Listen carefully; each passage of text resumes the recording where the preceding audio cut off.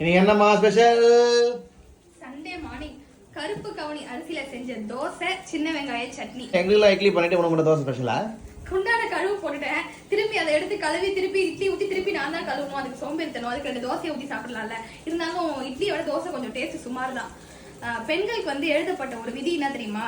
இப்ப உங்களுக்குலாம் வந்து சுட சுட தோசை ஒண்ணா சுட்டு கொடுத்து சாப்பிடுவோம். ஆனா அந்த பெண்கள் மட்டும் சுட்டுட்டு இருக்கும் போதே இங்கே நின்று சாப்பிட்டா மட்டும் அது சூடா இருக்கும். சரி, சுட்டு ஆறாம உட்காந்து சாப்பிடறதுக்குள்ள தோசை காஞ்சு போயிடும். இதெல்லாம் எழுதப்பட்ட விதிங்க, என்ன பண்றது?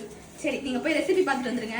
கருப்பு கவுனி அரிசி 4 கிளாஸ் எடுத்துக்கோங்க. 4 கிளாஸ் அரிசிக்கு 1 கிளாஸ் உளுத்தம் பருப்பு, 1/2 ஸ்பூன் வெந்தயம் சேர்த்து நல்லா வாஷ் பண்ணிட்டு இந்த அரிசி ஊறுறதுக்கு ஒரு 6 மணி நேரமாவது ஆகும். மாவு அரைச்சதும் 6 மணி நேரம் புளிக்க வச்சு இட்லி சுட்டிங்கன்னா ரொம்ப சாஃப்டா இருக்கும். அதுக்குள்ள வேற காஸ்டியூம் மாத்திட்ட. இன்னைக்கு என்ன டே? சண்டே.